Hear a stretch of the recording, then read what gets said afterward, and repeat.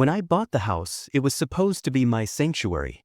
A little fixer-upper on the edge of a well-manicured neighborhood, close enough to civilization to get Amazon deliveries, but far enough that I could run my tools at midnight without anyone batting an eye. At least, that's what I thought. I closed on the property in early spring. The house was charming in a dated kind of way, but what really sold me was the garage out back. A detached, oversized metal structure with high ceilings, concrete flooring, and plenty of space to finally pursue my side passion, restoring motorcycles. This garage was the dream. Insulated walls, ventilation fan, even an oil drain pit. A DIYer's heaven. But then, 6 days after I moved in, she arrived. I was elbow deep in unpacked boxes when a sharp knock at my front door interrupted the peace. Not the friendly welcome to the neighborhood that I hoped for. This was rapid, rhythmic, and entitled. I opened the door to find her. Shoulder-length blonde hair, aviator sunglasses on top of her head, pastel cardigan that somehow screamed, power trip, and, of course, a clipboard in hand. "Good morning," she said, not smiling. "I'm Karen, HOA president. We need to discuss your garage." No welcome. No nice to meet you. Just straight to business. "Excuse me?" I asked, trying to keep my tone polite. "That garage," she pointed past me toward the structure behind the house. "It's in violation of several HOA standards. Industrial style, unapproved siding, and improper placement. I'm going to need you to remove it or bring it into compliance." I almost laughed. Remove it? The garage came with the house. It's not in the current architectural guidelines.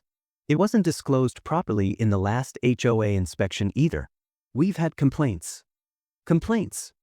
I hadn't even lived there a week. Who was complaining? The squirrels.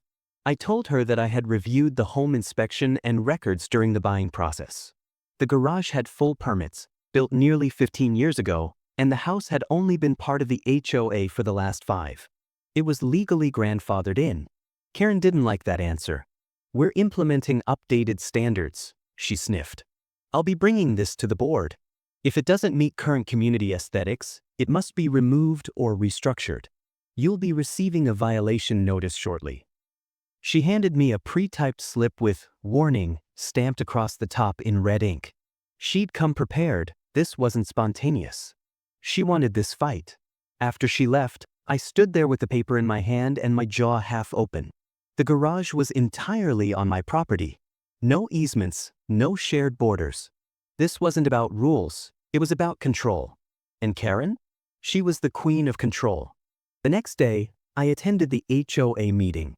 I figured I'd get ahead of the narrative. It was held in the community clubhouse, beige walls, bad coffee, folding chairs. Karen presided like a dictator at a bake sale. I calmly presented my case.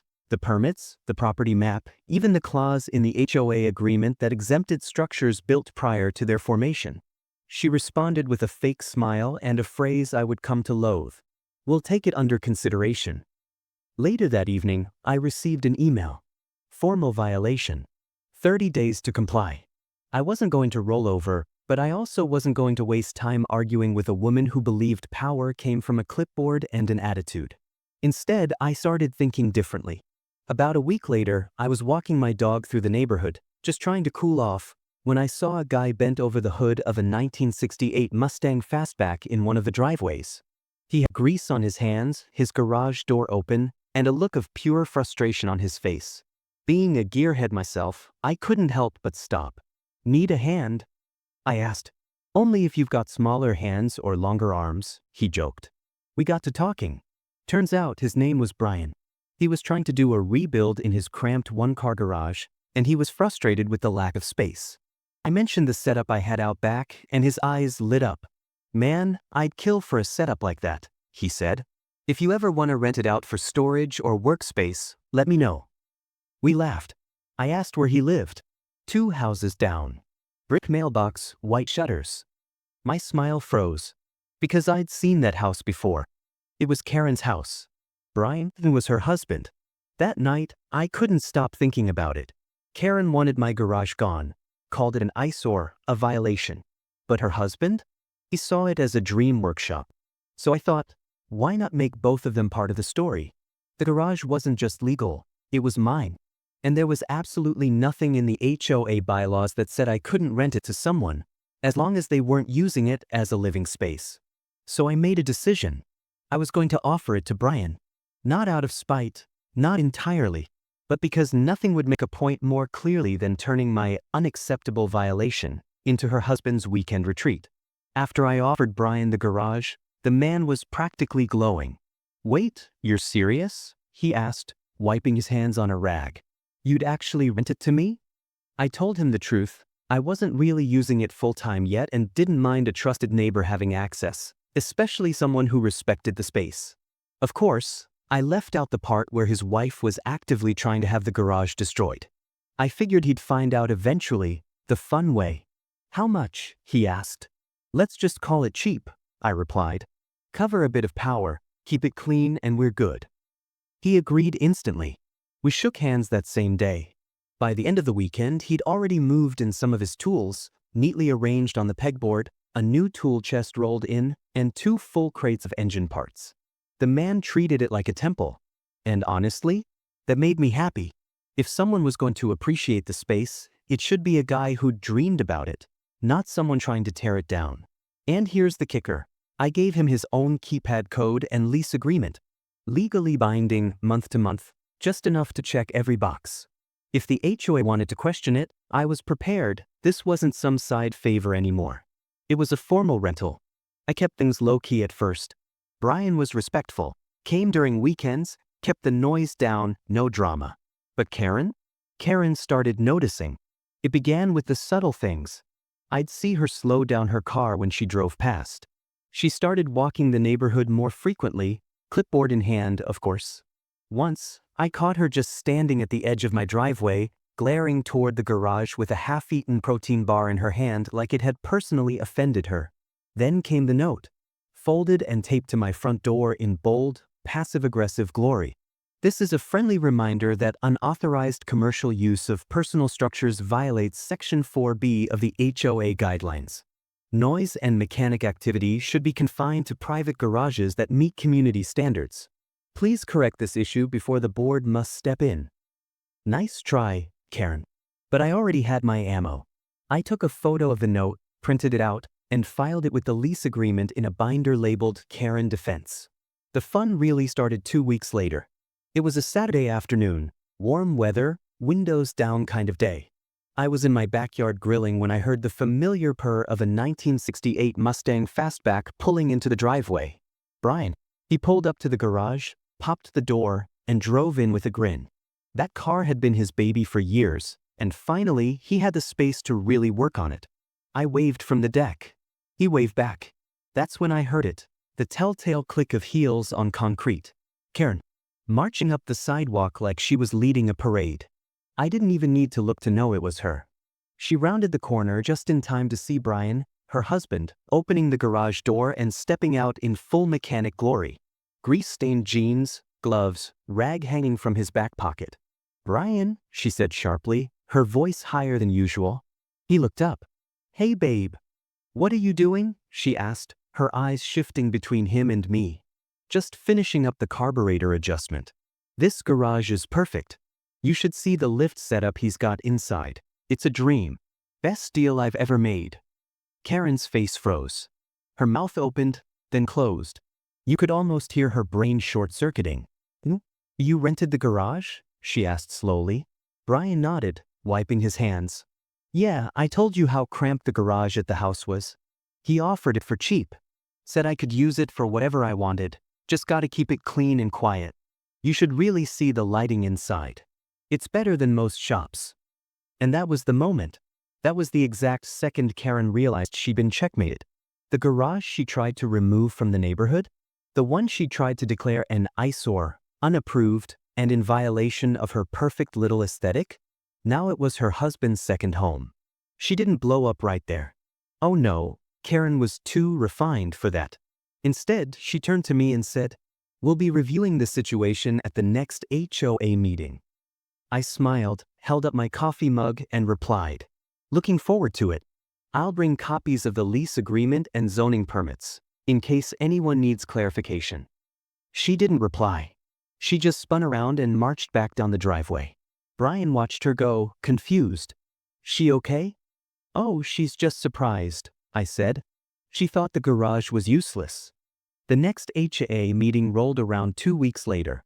I'd circled the date on my calendar, not because I wanted to be there, but because I knew Karen would try one last swing at me, and I was ready for it. I arrived 10 minutes early, just enough time to set the mood. I brought coffee, a smile, and a 2-inch binder labeled Garage Legality, HOA Myths and Facts. As expected, the crowd wasn't huge, maybe 15 people. Most were just there for updates on landscaping or garbage pickup. But a few curious neighbors whispered when I walked in and took my seat near the front. Karen was already there. Clipboard?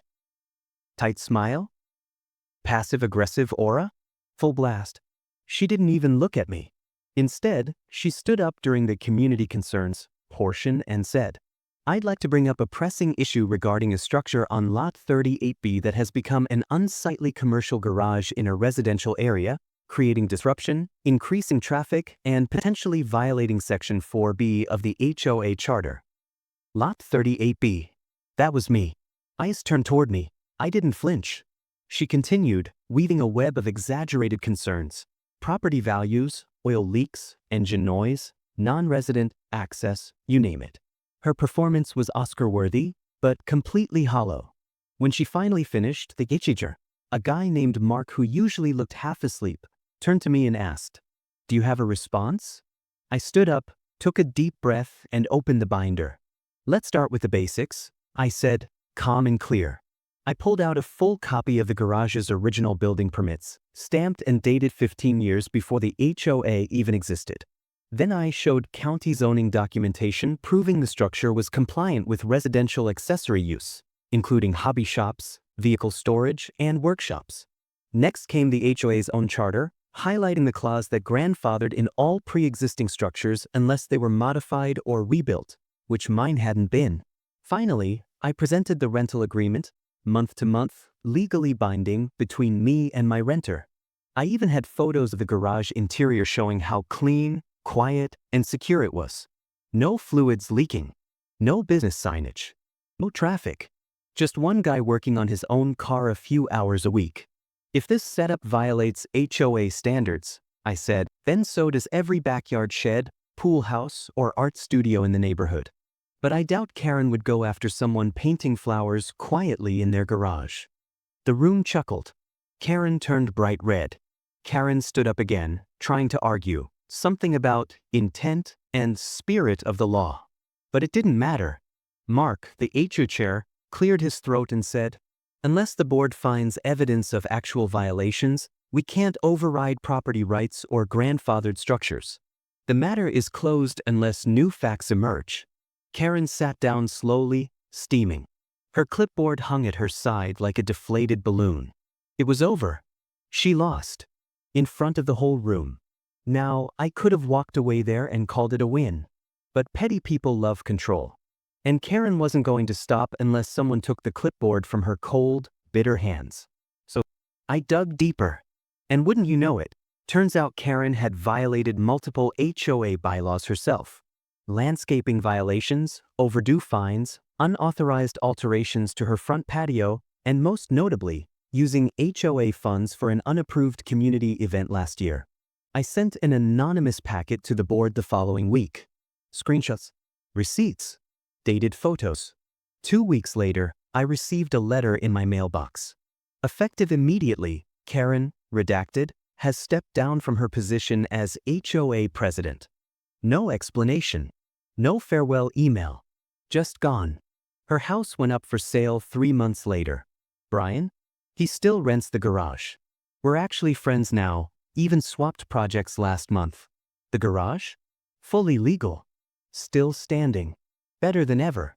Karen? Last I heard, she moved to a new community. Hopefully one without garages, or people with backbones.